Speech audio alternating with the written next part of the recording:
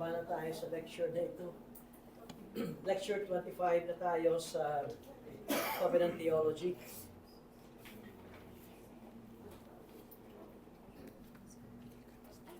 Last week ay meron akong kakausap na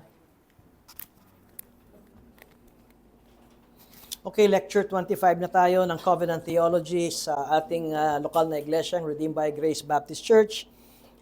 At ito ang binibigyan natin ang pag-aaral. Meron tayong 3 covenants sa ating Confession of Faith. At yan ay ang Covenant of Redemption. At kailan nangyari ang Covenant of Redemption? Before time. No, ibig sabihin, bago pa nilikha ng Diyos ang langit at lupa at tao, ay meron na munang tayo makikitang tipan. At sa ating confession, eternal transaction ang ginamit na word. Pero ito yung ginagamit ng ating mga Baptist commentators and pastors patungkol sa Covenant of Redemption. Pati ang Westminster Confession of Faith, yung mga Presbyterian, mga Reform, ay meron din silang Covenant of Redemption. Tapos, Covenant of Works. At dito maghihiwalay ang turo ng Presbyterian tsaka ng Reformed Baptist dahil ang Covenant of Works ay ibinigay lamang ito kay Adam at hindi ito ibinigay matapos si Adam. At pagkatapos ang Covenant of Grace, ito ay connected dito sa Covenant of Redemption. At bagamat nakita natin yung arrow, parang ang sa ating pag-aaral lamang, ay ito ang tinatawag nating time frame or time stamp. Nagsimula sa Covenant of Redemption na ang Father ay mayroong mga elect na kanyang ibinigay sa kanyang anak, si Jesus Christ, second person ng Trinity. At si Jesus ay ililigtas niya ito sa pamamagitan ng kanyang pagkamatay o kamatayan sa cross. At yun ang Covenant of Redemption. At pagkatapos tumakbo na ang kasaysayan, tumakbo na ang history, tumakbo na yung tinatawag nating historical redemption. At sa Genesis ay doon ibinigay ang Covenant of Works kay Adam. At habang tayo tumatakbo sa Old Testament, ay makikita natin na sa Bible, meron tayong Old Testament and New Testament. Pero ang isa ring nag-aaral ng Covenant Theology ay meron din tayong makikitang dalawang Covenant Theology, Old Covenant tsaka ng New Covenant, or ang isa ay New Covenant or the Covenant of Grace. Ngayon, hindi lahat ng Reformed Baptist ay mayroong tinatawag na covenantal theology na pag-aaral. At sa kanila ay ang kanilang mahalaga lamang ay yung tinatawag na biblical theology. Alam niyo, sa sistema ng pag-aaral natin, halimbawa, sa theology, dalawa lamang ang nakikitang theology para matuto tayo. Ang una ay yung biblical theology. At ano ba ang biblical theology? Ang biblical theology ay ang takbo ng panahon simula Genesis hanggang Revelation. So ito yung tinatawag na progression ng pagpapahayag ng Diyos. Progression ng revelation ng Diyos. Biblical theology.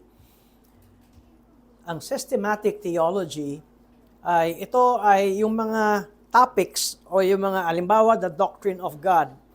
At ang systematic theology ay kukunin ang lahat ng patungkol sa katuruan ng Diyos ng Old Testament tsaka ng New Testament.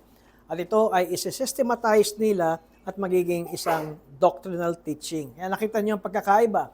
Ang biblical theology ay ang pagtakbo ng panahon sa bawat panahon. At ang ibig sabihin, therefore, ang theology ay nabubuo habang tumatakbo ang panahon.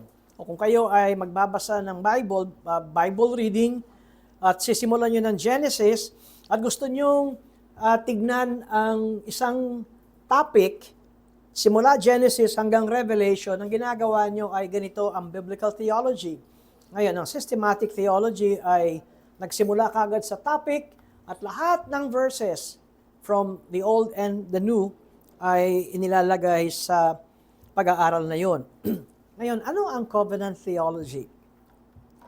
Ang mga covenant theologian ay nagtuturo na ang paraan ng Diyos kung papaano makitungo sa sangnilikha ay sa pamamagitan ng covenant.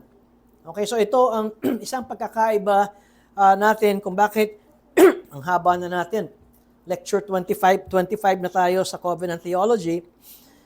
At tayo ay nasa Davidic covenant. Wala pa nga tayo dito sa covenant of grace o yung tinatawag na Christ Kingdom. Ngayon, sariwain natin. Kung bakit tayo nag-aaral nito, dahil nasa confession natin ang God's covenant. The distance between God and the creature is so great. Ang point nito ay hindi natin pwedeng ipantay ang nilikha ng Diyos. Sa Diyos, napakalaki ng agwat natin. Una, ang Diyos lamang ang perfect, walang anumang bahid ng kasalanan. At dito sinasabi that, although reasonable creatures do owe obedience to Him as their Creator, yet they could never have attained the reward of life, but by some voluntary condescension on God's part, which He hath been pleased to express by way of covenant. Ngayon, ang direksyon natin ng pag-aaral ay ang tao, tungkulin o duty ng taong sumunod sa Diyos. At hindi tungkulin ng Diyos gantimpalaan ang tao. Bakit?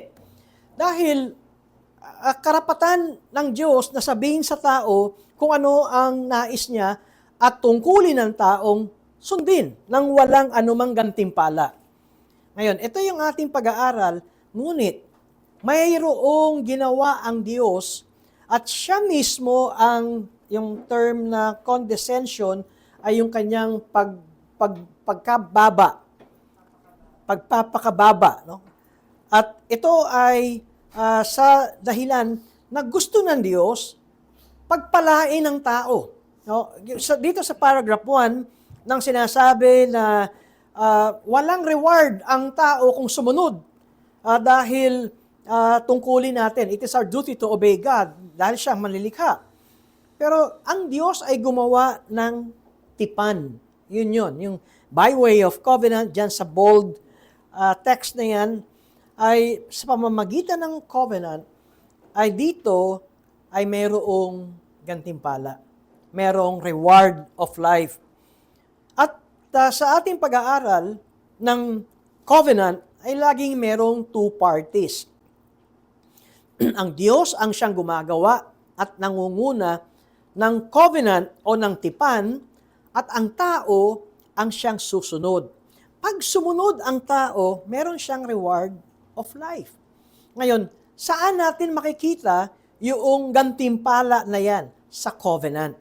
Kaya meron tayo makikita na nagtuturo na tinatawag siyang covenant theologian. No? Dahil ito yung focus ng kanyang pagtuturo. Kaya tingnan natin itong paragraph 2. Moreover, man, having brought himself under the curse of the law by his fall, it pleased the Lord to make a covenant of grace. At nabanggit dito yung covenant of grace, yung pangatlong nakita natin, di ba? Merong covenant of redemption, covenant of works, at pagkatapos ay yung covenant of grace. Ngayon, kailan pumasok ang covenant of grace sa pagpapahayag ng Diyos nung ang tao ay nahulog at nailagay sa sumpa ng utos ng Diyos? At ang covenant of grace, ang sinasabi sa ating confession, is free offer to sinners. Ang covenant of grace ay ang pag-offer o paghahandog sa mga makasalanan ng buhay at ng kaligtasan At ito'y sa pamamagitan ni Hesukristo. At ang tanging kailangan dito ay pananampalataya, faith in Him. Tanggapin ang inaalok ng Diyos para sila maligtas. And promising to give unto all those that are ordained unto eternal life, His Holy Spirit to make them willing and able to believe. Pag nakita nyo, ito ay sa chapter 20. At sa chapter 20, nandun ang covenant of works. At paumanhin, hindi ko na ilagay dito sa chapter 7 yung paragraph 3, dahil doon sa paragraph 3, nandoon yung eternal transaction o yung tinatawag nating covenant of redemption. At pinakita ko lamang na itong tatlong covenant theology na ito, covenant of redemption, covenant of works, saka covenant of grace, ay nasa ating confession. Ito ay nasa chapter 20. Tingnan ninyo, the covenant of works being broken by sin and made unprofitable unto life, God was pleased to give forth the promise of Christ. Ito yung sa Genesis 3:15. The seed of the woman, as the means of calling the elect and begetting in them faith and repentance. In this promise, the gospel, as to the substance of it, was revealed and is therein effectual for the conversion and salvation of sinners. Sa pag-aaral natin, ang sinusundan kong form ng aral ay itong sa turo ni Dr. Samuel Renihan. At siya ay, kung bakit siya nauwi sa ganitong pagtuturo ay nung nagkaroon siya ng kanyang dissertation sa kanyang doctorate degree at ang kanyang pinag-aralan ay ang kasaysayan ng mga 17th century Baptist. At ang 17th century Baptist ay ang particular Baptist o yung mga Reformed Baptist na tinatawag natin ngayon. Kay Sam Renihan, nakita niya, ito ang covenant theology sa turo ni Sam Renihan. And by the way, hindi ito nagsimula kay Sam Renihan. Yan ay nagsimula sa turo ng 17th century sa isang kilala na framer, one of the framers ng 1689 si Nehemiah Cox. Nehemiah Cox at the age of 27 years old ay talagang siya ay nakita na merong siyang gift sa pagpapaliwanag ng salita ng Diyos at kapanahunan ito, nandun na rin si John Owen. Si Nehemiah Cox ay kasama ni John Bunyan sa church. So magkasama sila. Mas senior si John Bunyan kaysa kay Nehemiah Cox. Nehemiah Cox ay namatay ng age, kung tama ako sa aking memorya, ay age ng 37. Bago malumabas yung 1689 Baptist Confession of Faith, bago na i-publicized, patay na si Nehemiah Cox. Pero siya ang kinikilala at nire-respeto pagdating sa ating confession. Kaya siya ay isang respetado na particular Baptist. Kuminsan, pag nababasa niyo ang tawag sa kanya, Dr. Nehemiah Cox, hindi siya Doctor of Theology. Siya ay doktor talaga of medicine. Yung tatay ni Nehemiah Cox na si Benjamin Cox ang nasa ilalim ng Church of England nung araw.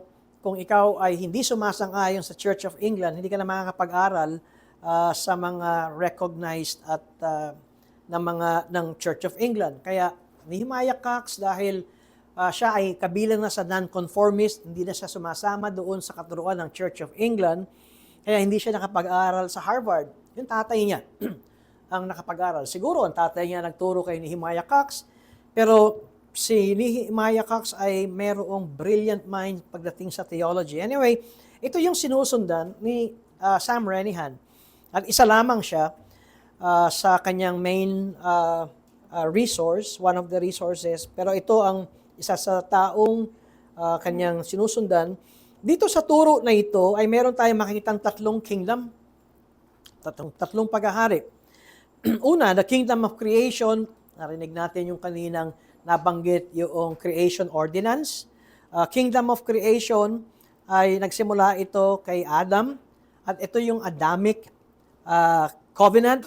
At pagkatapos ay nakita rin natin na under ng Adamic covenant ay yung covenant of works. Ngayon, kung bakit nagsama si Adam tsaka si Noah, dahil ang focus ng covenant ng Diyos ay buong mundo. Kay Adan, buong mundo. Kay Noah, buong mundo rin. Ngayon, ang pinagkaiba ni Adan kay Noah, si Adan, nung binigyan siya ng covenant ng Diyos, walang kasalanan.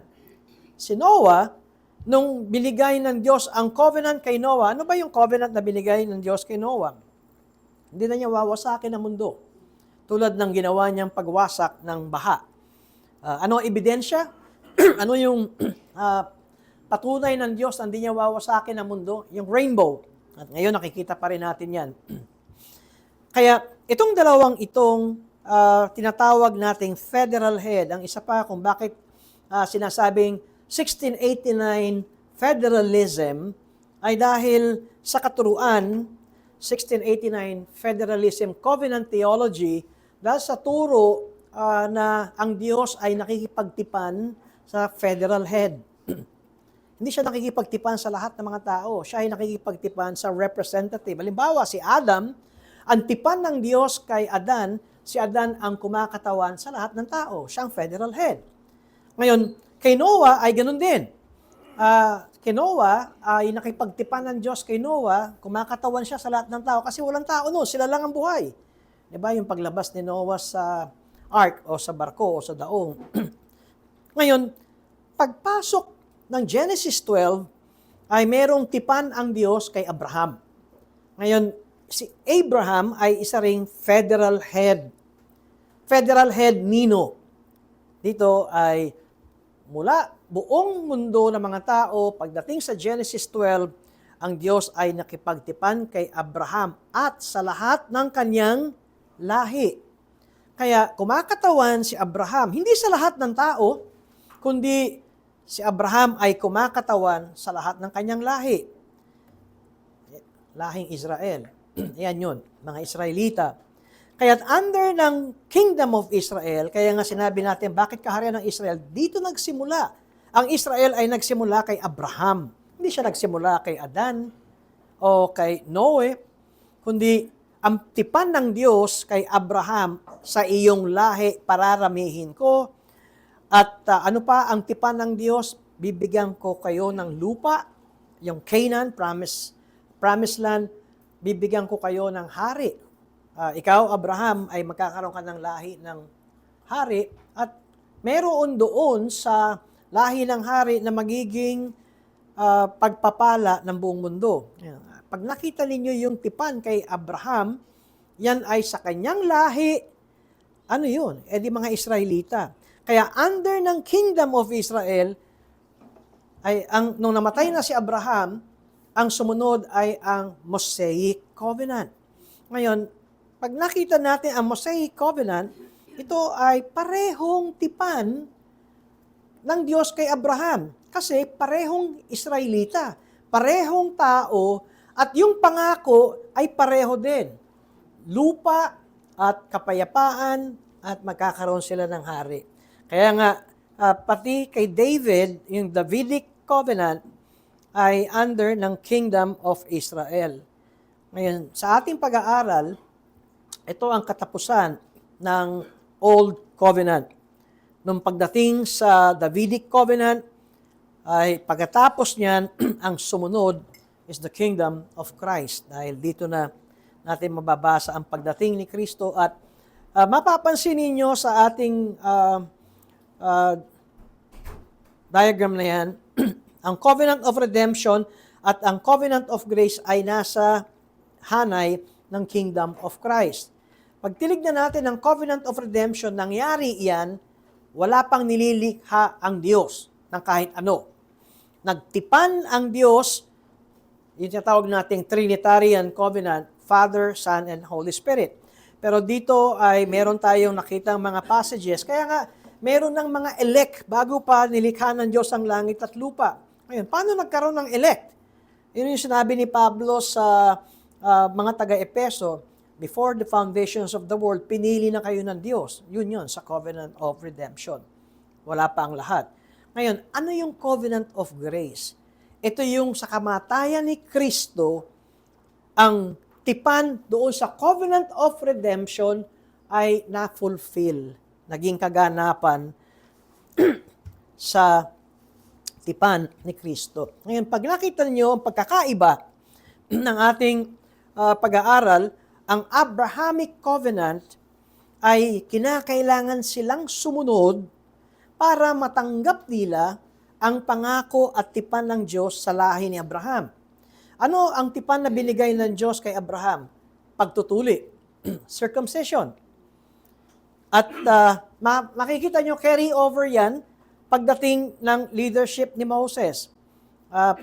Saan ba sumulpot si Moses? Patay na si Abraham. Diba? 400 years ang dumaan, at tandaan niyo yung kwento, paano sila napunta sa Egypt dahil si Joseph ay naging kanang kamay ng Paraon. At pagkatapos ay nung meron ng bagong paraon na hindi kilala si Joseph at walang utang na loob sa ginawa ni Joseph, at nandoon ang mga Israelita, ginawa silang mga bihag. At naging bihag sila sa Egypt ng 400 years. At pagkatapos dumating si Moses at tinawag ng Diyos, pinapunta sa Egypt para kanyang pamunuan, maging leader siya at mailabas niya ang mga Israelita. At yun ay tipan din ng Diyos kay Abraham. Bago pa nangyari yung ginawa ni Moses, ay meron ng tipan ang Diyos kay Abraham. Sinabi na ito ng Diyos. Pero after 400 years, anong direksyon ng leadership ni Moses sa Promised Land, sa Kanaan? Ngayon, kung makikita natin sa direction, isang grupo ito ng lahi. Yung Abrahamic nung namatay na si Abraham, si Moses na ang naging leader, at dito binigay ng Diyos ang mga utos, ang mga batas, ang tinatawag natin Ten Commandments doon sa bundok ng Sinai, at pagkatapos para papaano sambahin ng mga Israelita ang Diyos, o yung tinatawag nating ceremonial law, at binigay din ng Diyos kay Moses kung papaano magkaroon ng hustisya sa kanilang kapulungan, judicial law. Kaya pag sinabi nating Mosaic law o batas ni Moises, tatlo ang nandoon. Moral law, Ten Commandments. Ceremonial law, papaano sambahin ng Diyos. Pangatlo, judicial law. Ngayon yung turo natin pagdating ng Kingdom of Christ ay yung sinasabi natin, we are not under the law. Hindi na tayo sumusunod doon sa kautusan ni Moises. Yun yung ceremonial law, yung paghahandog ng hayop, hindi na yon. Dahil ang hinandog ay hindi hayop, mismo si Kristo ang hinandog. Diba? So, tanggal na tayo sa ceremonial law. Yung judicial law ay hindi na rin applicable yon sa Kingdom of Christ kasi yung judicial law ay pang-Israelita lamang. Ang church ay binubuo na ng Hudyo at Hentil. Pero ang moral law ay kasama pa rin sa atin. Alam niyo kung bakit? Hindi naman talaga lumitaw ang moral law nung panahon ni Moises. Akala natin kasi ang moral law, yung Ten Commandments, ay lumitaw lamang sa bundok ng Sinai. Hindi. Yan ay nandun sa Genesis. Nandun na yan sa creation account. Kaya yung nandoon na ang moral law sa panahon ni Adan. Ngayon, tatanungin ko kayo, ano ang pagpapatibay natin na yan ay nasa lahat ng tao? Nung sinabi ni Paul sa Romans chapter 2, pati pagano, kahit mga pagano, nasa puso nila, nasa konsyensya nila ang utos ng Diyos. O di lahat ng tao ay merong tinatawag na moral law. Okay? So, kaya hindi nawala ang moral law.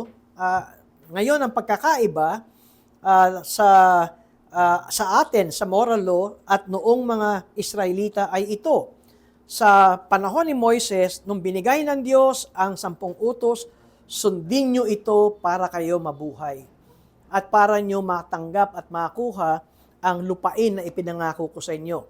Okay, yun ang kondisyon kay Moses. Do this, and you will live, and you will be blessed.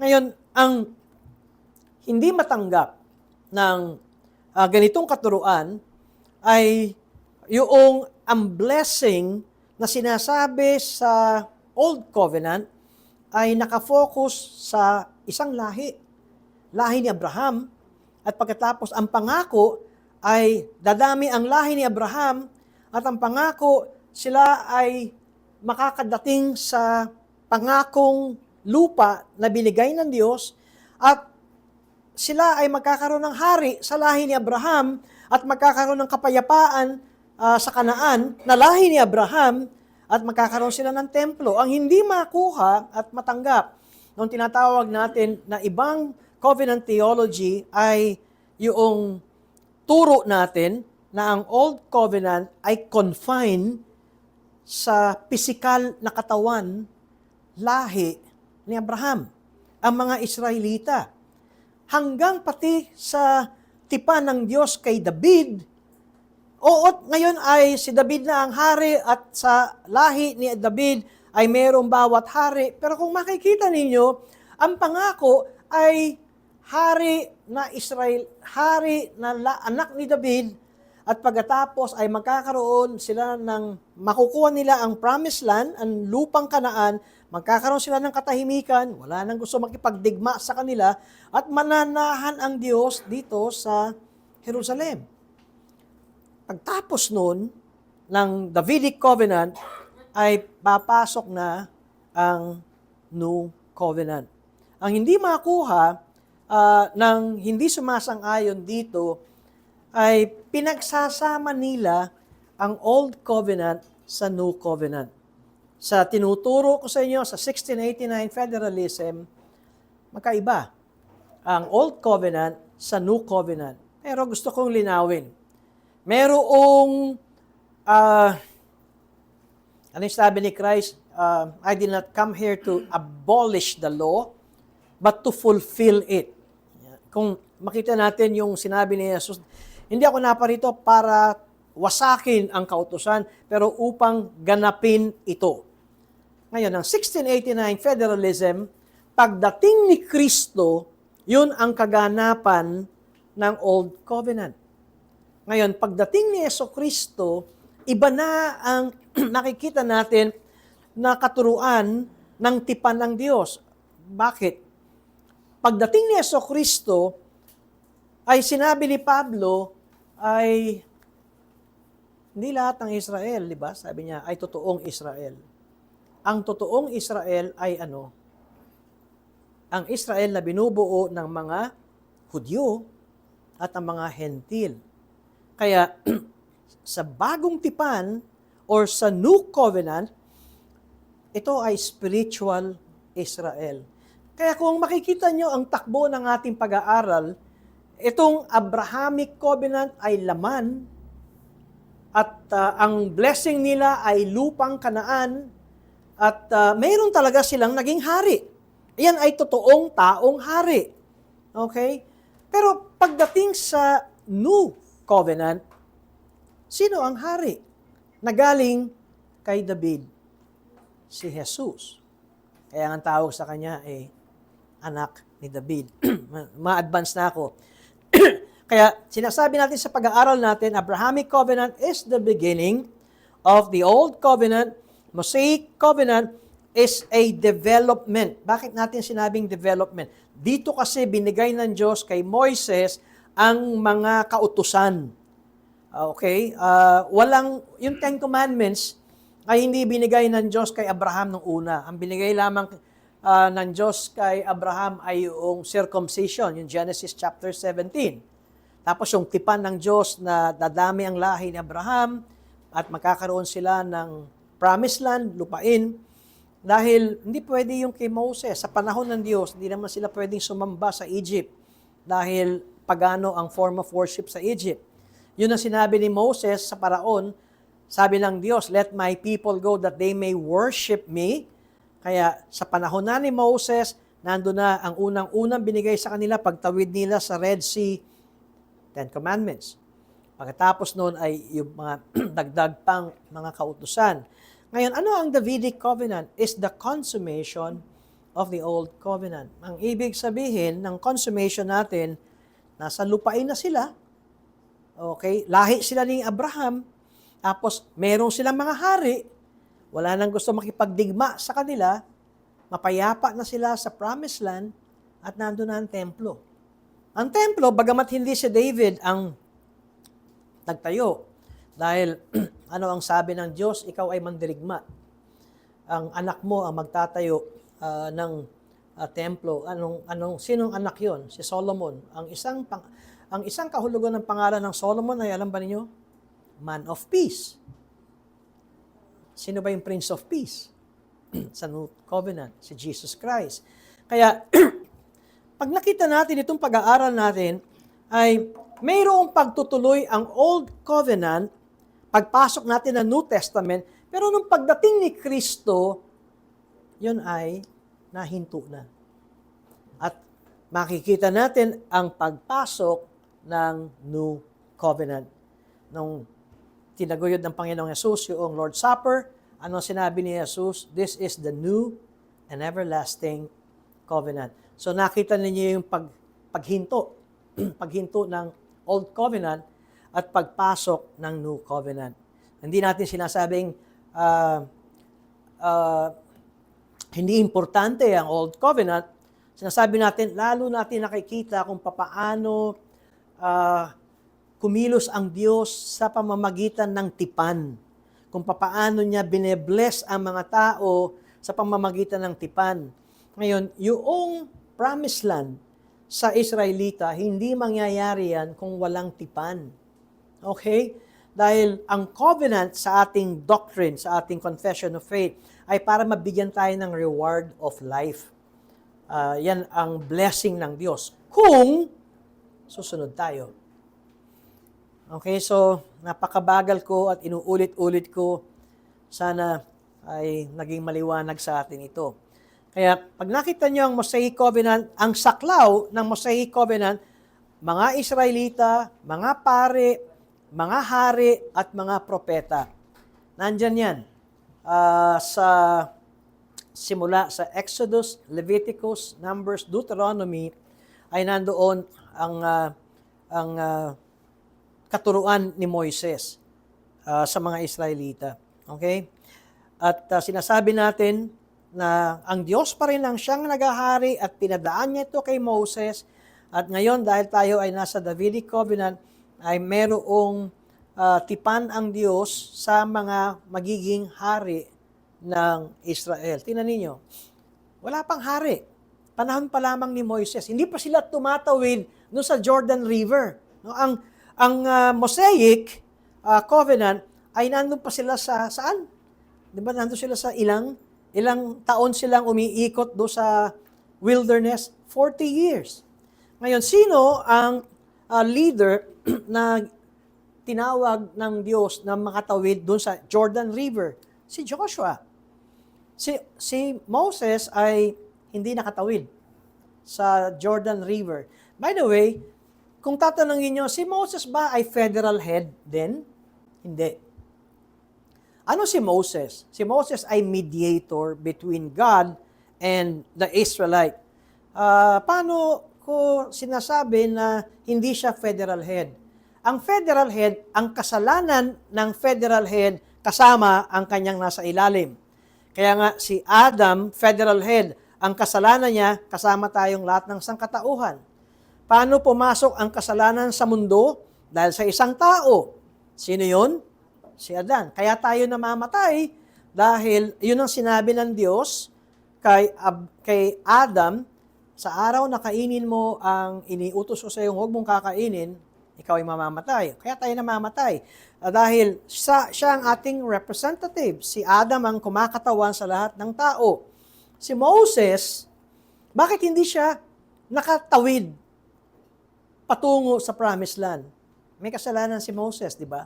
Ang sabi ng Diyos, kausapin mo yung bato at lalabas ang tubig. Masama ata gising ni Moises nung araw na yun. Hinampas yung bato. Tumabas naman yung tubig. Pero sinabi ng Diyos, di ba't sinabi ko sa iyo na speak to the rock hinampas mo. Ano ang parusa ng Diyos kay Moses? Hindi ka makakapasok. Matatanaw mo, pero hindi ka makapasok. Ngayon, kung si Moses ay federal head, di sana lahat ng Israel ay hindi nakapasok. Nakita niyo yung turo ko na hindi federal head si Moses. Siya ay more on mediator between the Israel o Israelite tsaka ang Diyos. Ngayon, ang hari ay masasabi nating federal head. Bakit? Kung ang hari ay susunod sa Diyos, ang kanyang mga tao ay pagpapalain ng Diyos.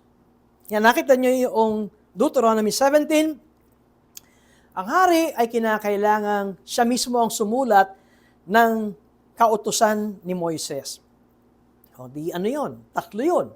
Moral, ceremonial, tsaka judicial. Kailangan niya yun. Dahil siya ang kakatawan sa buong Israel. Okay? At kanya itong susulat at pagbubulay-bulayin, babasahin. At sabi, upang matupad mo ang utos ng Diyos. Dahil kapag ang hari ay sumusunod, pinagpapala ang kanyang kaharian. Pag ang hari ay hindi sumusunod, ano mangyayari? Pinapalo ang kaharian. Kaya sa Judges, magsimula tayo, walang hari, at ito ang Judges. Ngayon sa Judges, ito yung pagtapos ni Joshua, ay nagkaroon na ng allocation, may distribution na ng land ang lahi ni Abraham. Diba? Okay? Pero ang nangyari ay kanya-kanya sila. Hindi sila unified. Pag binasa natin ang Judges, ay binabanggit doon yung mga tribes. So wala silang hari at walang pagsunod sa Diyos. Napabayaan ang Mosaic law. At ano ang nakikita natin? Dahil nilalabag nila ang tipan ng Diyos, they suffered. Kaya ngayon ay mayroong silang pangangailangan na mangunguna sa kanila para bang sabing umayos tayong lahat. Yun yung kailangan ng Israel. At sa Davidic Covenant, humingi sila ng hari. Pero ang hari na kanilang hinihingi ay hindi yun ang kalooban ng Diyos. Alam niyo kung bakit? Ang binigay nila, ang hari na hiningi nila ay si Saul. Bakit si Saul? Saul kasi matangkad. At magwapo si Saul. Naging batayan ng Israelita ay yung physical feature. Matangkad, gwapo. At ayaw itong i-anoint ni Samuel. Dahil alam niya na hindi ito manggagaling. Hindi kay Samuel o kay Saul manggagaling ang hari. Si Samuel ay tribo ni Benjamin. Ang hari ay sa tribe of Judah. Okay, yan ay ibinigay na sa panahon pa ni Jacob. Pero ano sinabi ng Diyos? Dahil mapilit sila, ibigay mo yung gusto nila. Pero sabihin mo kung anong gagawin ng gusto niyong hari, pahihirapan kayo ng haring pinili niyo. And so, ano ang talagang dahilan? Gusto nilang gumaya sa ibang kapitbahay nilang bansa. Gaya-gaya. Kaya nga sila inihiwalay ng Diyos para naiiba . Kaya nga sila tinuli . Alam niyo bakit? Yun ang mark, nakakaiba sila. Okay? Tapos, gusto nila ng bagong batas. Binigyan na nga sila ng batas ng Diyos sa pamamagitan ni Moises. Tapos, ang sinusunod nila ay yung puso nila, hindi yung kalooban ng Diyos.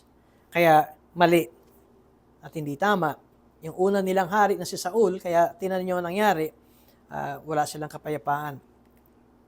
At sinasabi natin, kay Moses pa lang, nandoon na magkakaroon sila ng hari at ito yung Davidic Covenant. At dito sa Deuteronomy chapter 8, verses 8 to 12, ang makikita natin dyan, tinan nyo Deuteronomy pa lang ito. Hindi pa sila tumatawid sa Jordan River. Pero sinabi na ng Diyos kung ano ang mangyayari sa kanila. Magkakaroon kayo ng hari.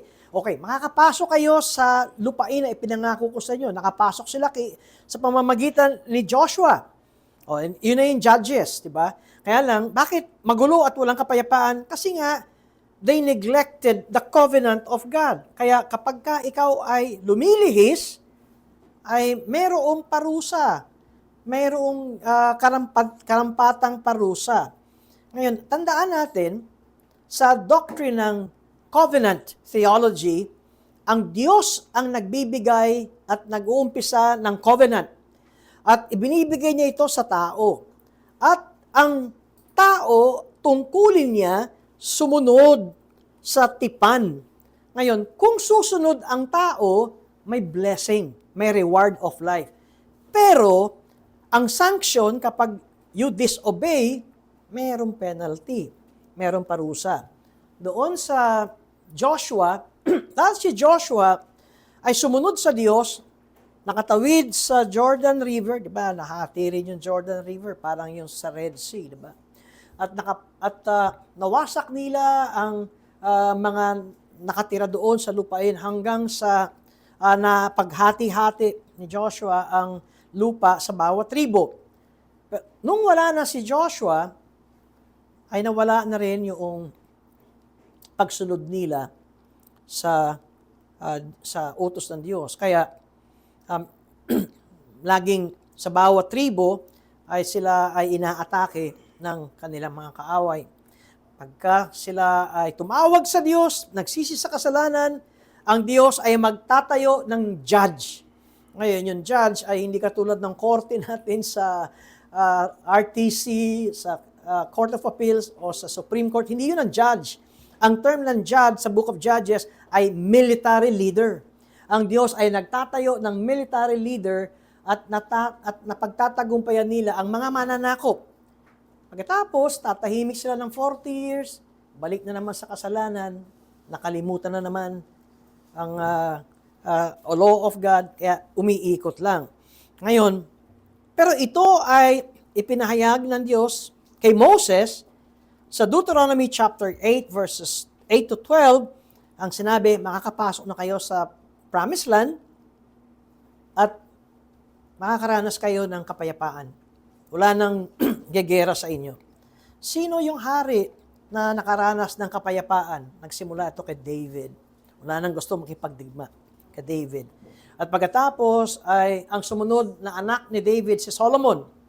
Ngayon, alam niyo na kung bakit merong 700 asawa si Solomon at 300 inaasawa. So, 1,000 yon. Alam niyo kung bakit? Dahil, anong tawag doon? Diplomatic ties, di ba? Yung mga kaharian ay inihahandog yung kanilang prinsesa, yung mga anak, at para magkasundo tayo, para wala tayong gera. Mapagbigay si Solomon. Mapagbigay, kaya tinanggap yung 700 asawa at 300 concubinage. Sumuway siya sa utos ng Diyos. Pero, sinabi ng Diyos kay Solomon, hindi ko hahatiin ang kaharian sa panahon mo. Sa susunod, at doon nga naging divided kingdom. Si Solomon, United Kingdom pa sila. Ano ang blessing? Nasa lupa na sila ng Kanaan, may kapayapaan na sila, nakatayo sila ng templo. Yung tinayo ni Solomon. At doon na nanahan ang presensya ng Diyos.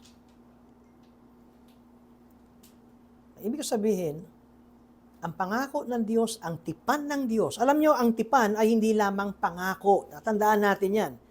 A covenant is not just an ordinary promise. A covenant is between two parties. Formal ito, tinan nyo. Dalawang partido, ang Diyos ang una at ang mga taong sinasabihan niya. At pangalawa, mayroong stipulations, may kasunduan. Mayroong sanction, may parusa kapag ikaw ay nag-disobey at mayroong blessing kapag ikaw ay sumunod. At ito ay natupad sa Davidic Covenant. Dahil nandun na sila sa Kanaan, meron na silang kapayapaan at naroon na ang templo. Kung pagdating natin sa Davidic Covenant, ito ang talata na babasahin natin. At tandaan na lamang ninyo, ito ang blessing na pangako. Ngayon, sabi ko nga sa inyo, di ba? Ang covenant ay merong agreement, solemn agreement, at pagkatapos may stipulations at merong sanction. At kung susunod ka, ito ang blessing na ipinangako ng Diyos. Si David ay magkakaroon ng trono. Ang ibig sabihin nito, sa lahi ni David, yung anak ni David, hindi mawawala ang mga hari sa lahi ni David. Magkakaroon ng katahimikan, magkakaroon ng security sa Kanaan at nagkaroon ng templo at nandoon ang presensya ng Diyos. Ngayon, ano yung condition? May kondisyon. Alam niyo, ang tipan ay laging may kondisyon. Pangalagaan niyo ang samba sa Diyos. Keep the worship of God pure. At itong 2 Samuel 7:13, ito ay sinabi ng Diyos kay David na ang tinutukoy niyan ay si Solomon. Sa 1 Kings chapter 8 verse 27, ito ang kondisyon, mananahan ang ngalan ng Diyos. Alam niyo, pag sinabing the name of God, ay hindi lamang yung pangalan ng church ay Yahweh's Church o kaya Yahweh's Temple, kundi yan ay mismong ang Diyos ay nananahan. Alam niyo si Solomon, nung kanilang inoffer ang temple, sinabi ni Solomon, alam ko, Panginoon, na hindi ikaw kayang ibahay nitong templo. Alam niyo, hindi siya pwedeng manahan sa templo dahil ang Diyos ang lumikha ng langit at lupa. Paano mong ilalagay ang Diyos sa templo? Ngayon, ano yung temple na tinayo ni Solomon?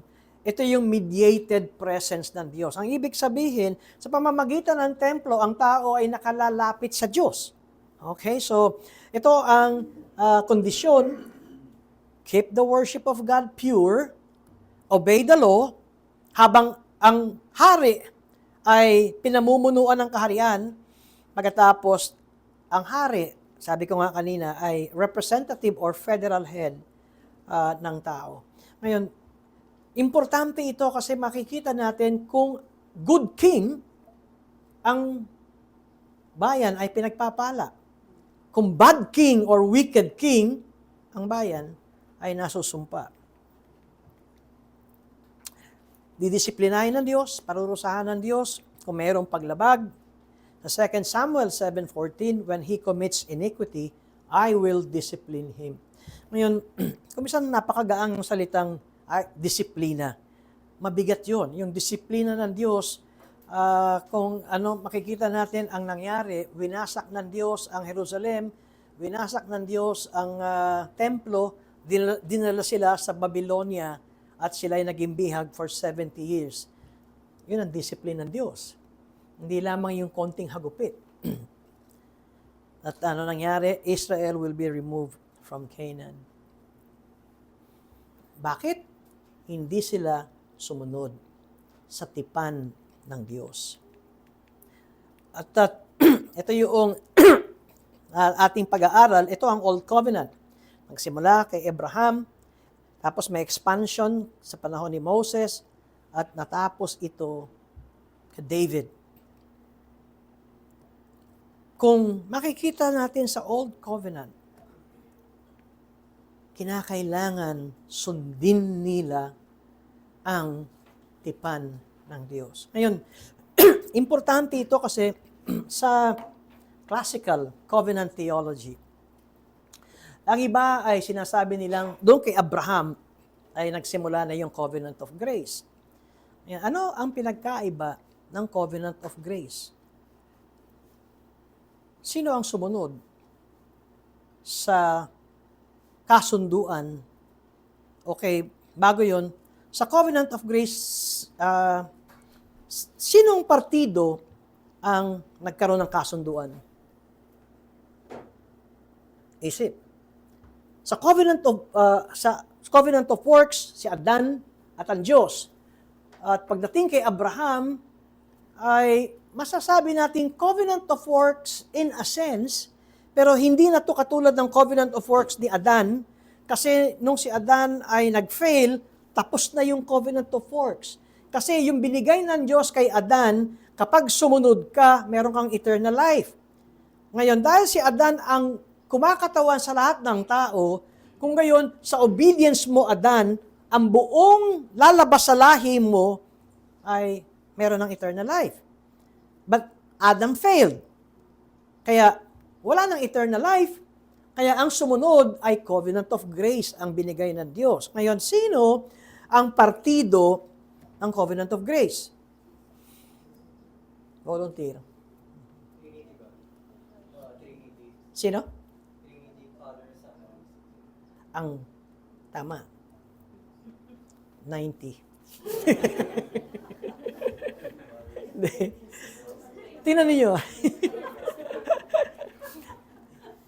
Ang covenant ay mayroong parties, di ba? May partido. O kung dalawang partido ito, ang covenant of grace ay hindi ang Diyos at tao. Ang covenant of grace ay ang Ama at ang Anak.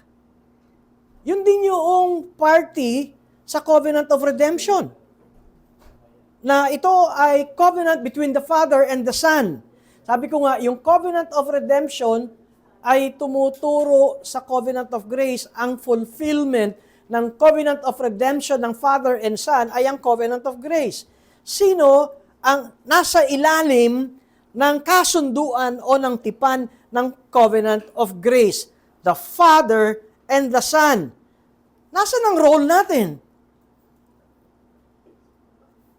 All we have to do is receive it by faith. Tanggapin ang ginawa ng anak ng kasunduan ng Ama. Ito ang tanong ko. Kung bakit sa 1689 federalism ay hindi sinasabing karugtong lang yan ng Old Covenant sa New Covenant. Kasi ang classical covenant theology ay sinasabi nilang there is only one covenant na mayroong dalawang administration. Ang 1689 federalism ay hindi one covenant ito. Meron tayong Old Covenant at meron tayong New Covenant. At hindi ito two administration. Dahil ang Old Covenant, you have to do this and you will live. It is like a covenant of works dapat gawin mo. Gusto mo ng pagpapala, sundin mo. Sa covenant of grace, ang kasunduan ay ang Ama at ang Anak. At natupad ng Anak ang kasunduan niya sa Ama. Paano tayo maliligtas? Ang sinabi sa ating confession of faith, we receive it by faith. Ang kaligtasan natin ay na kay Kristo at ito ay sa pamamagitan ng ating pananampalataya. At ang pananampalataya ay pagtanggap ng ginawa ng Panginoon. Kaya hindi tinatanggap ng 1689 federalism ng covenant theology na yan ay iisang covenant na mayroong dalawang administration. Ano pa bang term ng administration? Another word, another word, may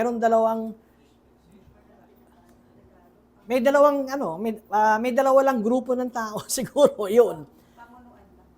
Administration, kasi yung administration niya sa Israel ay parehas lang daw ng administration sa mga spiritual Israel. Hindi parehas ito. Kasi sa physical Israel, ang requirement ng Diyos, do this, obey this, and you will be blessed. Sa New Covenant, under ng spiritual Israel na binubuo ng Jew and Gentile, believe in Christ. Tanggapin mo si Kristo. Ginawa ni Kristo ang dapat na para sa atin na kaparusahan. Okay, so nakita nyo yung ating pag-aaral sa puntong yan. At yan, tayo ay itutuloy. At ito pa rin yung aking references, hindi nagbabago. At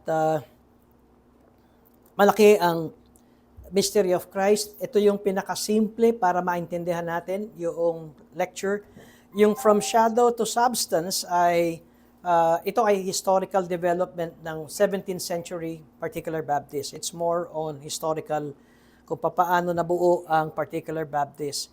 At ito yung ginamit ni Sam Renihan na isa sa kanyang textbook, yung Covenant Theology from Adam to Christ. Meron pang isa na ginawa si Nehemiah Cox. Hindi ko nilagay dito dahil wala akong libro noon. Mga excerpt lamang yung Covenant na teaching ni Nehemiah Cox. At itong To the Judicious and Impartial Reader na gawa ni James Renihan. Ang biroan namin nito, hindi mo to pwedeng basahin kung di ka judicious and impartial. Kailangan judicious ka muna and impartial bago mo basahin.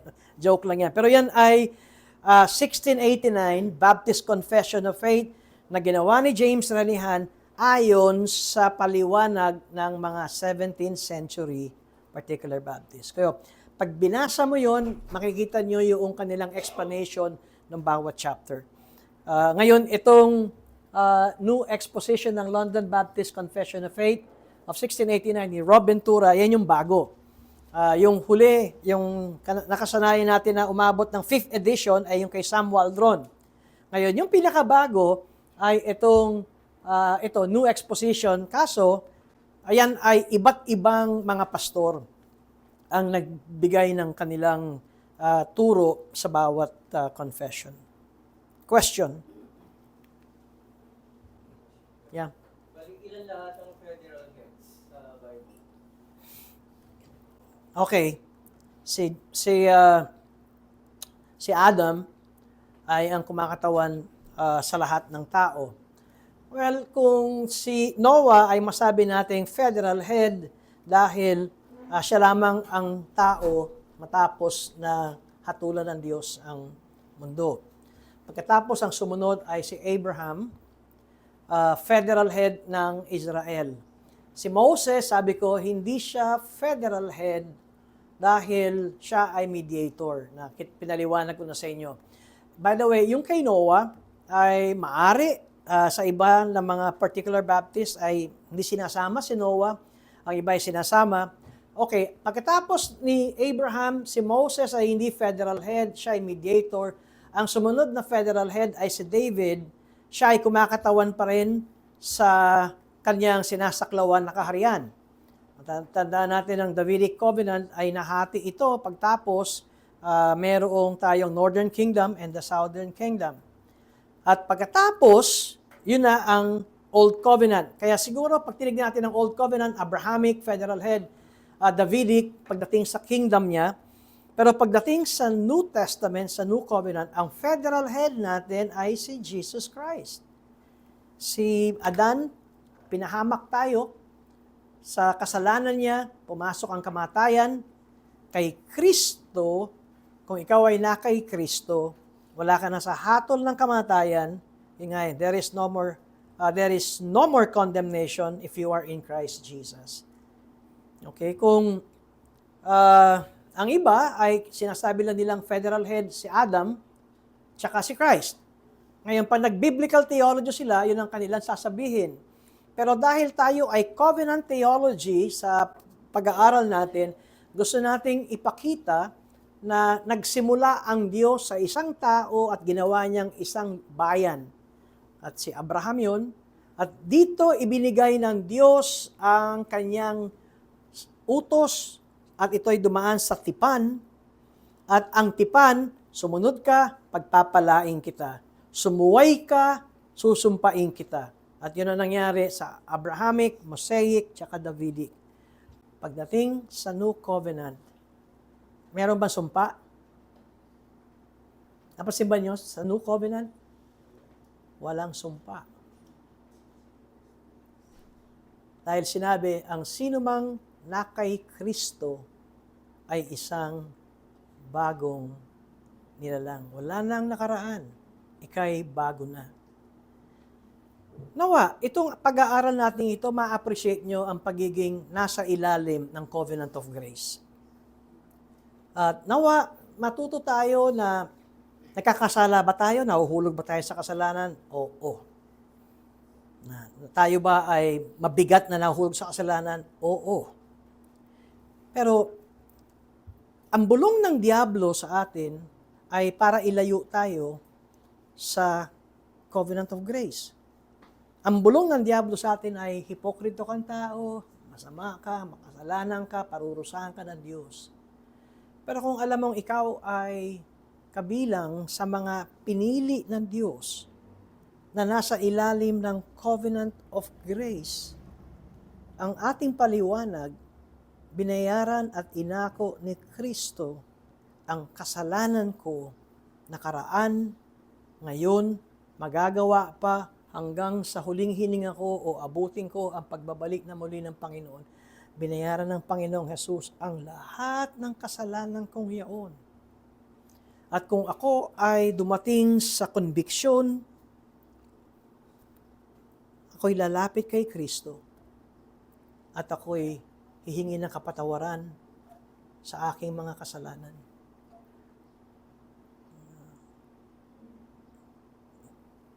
Ano pa bang hinahanap natin na kayamanan bukod dito? Kaya ang nakakaunawa nito ay, para sa akin, ang nakakaunawa nito ay, kung bakit kayo bumabalik ng linggo-linggo dito, ay hindi dahil baka pagalitan kayo ni pastor o ma-church discipline kayo. Kaya ako bumabalik dito linggo-linggo. Gusto kong kasama ko ang mga anak ng Diyos at nagsasabing, Hallelujah, purihin ka Diyos. Napakalawak, napakatayog, napakalalim ng inyong biyaya sa inyong iglesia. It will indeed warm our heart. At kung nanlalamig kayo, itong theology na ito ang magpapainit sa atin ng pagmamahal. Kaya matandaan nyo, kung ikaw ay anak ng Diyos, hindi mawawala ang kaligtasan sa iyo. Hindi mawawala. Bakit?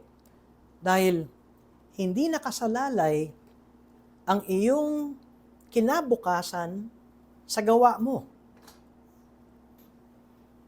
Ito ay nakasalalay sa gawa ng Panginoong Jesus. Kanina ako ay nag-preach ng tungkol sa monergistic sanctification. Alam niyo, pati yung pagsunod natin sa Diyos, totoong tayo ang sumusunod, tayo ang gumagawa. Pero yun ay dahil sa udyok at kilos ng Holy Spirit sa atin. So yun ang ating application sa covenant theology ng 1689 federalism. Kasi merong naniniwala nga na ang bansang Israel talagang Israel, kahit maging mga ibang mga mananampalataya sa ngayon, ang tingin nila, kasi usually sinasabi nila, grafted lang tayo, pero talaga nagsimula yan sa bansang Israel, yung mga Israelita, grafted lang tayo. Granting na tama sila. At parang second class citizen lang tayo, parang gano'n. Bukod sa pagiging ang labas ay second class citizen tayo na mga Kristiyano kumpara sa mga Israelites na sinasabing tunay ng Israel, anong palalabasan natin na mga Kristiyano kung ang talagang tunay na Israel ay ang mismong bansang Israel ang magpahanggang ngayon? Dito- Anong lagay ng mga Kristiyano ngayon? Dito papasok ang kahalagaan ng covenant theology na hindi tayo second-class citizen. Nagsimula ito before time. Covenant of redemption, may elect. At ang elect ay binubuo ng mga Hudyo at ng mga Hentil. Nauna lang sila. Okay, bibigyan natin sila ng pasasalamat dahil doon tayo Judeo-Christian. Pero sa plano ng Diyos ay ang elect, Hudyo at Hentil sa under ng Covenant of Grace. Kaya hindi tayo second-class citizen. Doon papasok kung mali ang Kumisan pwede yan sa biblical theology, kita nyo. Minsan sa biblical theology nagkakamali. Pero pag nakita nyo sa covenant theology, hindi tayo magkakamali. Kasi nakikita natin ang takbo ng pagpapahayag ng Diyos. Nagsimula sa pisikal hanggang sa naging spiritual. Si Sam Renihan ay ang nagsabing anino at saka yung totoo. So, ang Old Testament, ang Old Covenant, anino yan. Pero ang totoo ay si Kristo. Ang anino sa Old Testament, hindi pa maliwanag. Pag nakakita ka ng anino ng tao, hindi mo agad makikita, babae ba yan o lalaki. Pero aninong tao? Parang yan ang Old Testament. Pagkatapos, pagdating ng New Testament, ay hindi na anino ito. Si Kristo na ito. At saka ito ang isang dapat nating matanggap na interpretasyon. Ang New Testament ang rightful interpreter ng Old Testament. Hindi the other way around. Gusto nyo maintindihan ang Old Testament, ang Old Covenant? Unawain natin ang sinabi sa New Testament under ng New Covenant. At ano sinabi sa New Covenant? Ano sinabi ni Kristo? O ano sinabi ni Pablo? Meron ng elect. Yun ang unang-una. Ano sinabi ni Pedro? Si Kristo ay tinalagang mamatay before the foundations of the world. Di ba nakatalaga na siyang mamatay bago pa sinimulan ang langit at lupa? Kaya yung cross, yung plano, yun ang nandoon sa eternity. Sa scripture reference niyan, para alam ma-refer sa scripture reference na sinasabi sa Hebrew ba yun? Alin? Yung Itong binabanggit mo. ay sa Ephesians chapter 2. Oo, tapos sa Hebrews, maganda sa Hebrews, pag tinignan natin, may paghahambing nung tinatawag na handog sa panahon ni Moses, tsaka ng hinandog ni Kristo.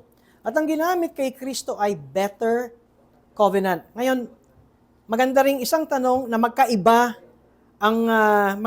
ang covenant sa panahon ni Moses, Old Covenant, tsaka sa New Covenant. Dahil sa Hebreo, ang sinabi, nakalimutan ko yung Tagalog, pero ang English ay better covenant. Kaya tingnan ninyo, ang New Covenant is the better covenant. Ang Old Covenant ay ang tawag ni Nehemiah Cox, subservient covenant. Magkaiba yun. Alam niyo, magkaiba yung dalawang ito. Ang Reform, tsaka dito nagsimula na kung bakit hindi natin tinatanggap ang infant baptism. Sa mga Baptist, sa covenant theology, makikita mo na hindi pwedeng maging ligtas ang mga anak ng mga Christians. Sa Presbyterian, ay pwedeng binyagan o bautismoan ang mga anak ng mga miyembro ng Presbyterian. Saan ang galing yung ganun turo? Sa Old Covenant. Yung anak ni Abraham kasama sa tipan ng Diyos. Di ba? Ngayon, pagdating sa atin, hindi. Ang babautismoan lamang ay yung nagpapahayag ng pananampalataya. So, ito ang sinasabi natin, ang Reformed Baptist ay may sariling covenant theology noong pang 17th century. Over na ako sa time at tayo ay manalangin na. Salamat po, Panginoon, sa aming pag-aaral na ito, ika-25th lesson ng Covenant Theology. At nawa, Panginoon, na nadaragdagan ang aming kaalaman at tulad ng aming mga dalangin, hindi lamang po ito mental exercise na para masabing alam namin ito at kaya namin itong depensa at paliwanag. Sa halip, kami, Panginoon, ay makitaan ng kababaang loob at taus-pusong pagpapasalamat sa inyo pong plano at pagkilos at pagpapahayag nito na even before the foundations of the world ay meron na po kayong eternal transaction or covenant between you, Father, and the Lord Jesus Christ. Sa ngalan ni Jesus. Amen. Tumayo tayong lahat at uwitin natin itong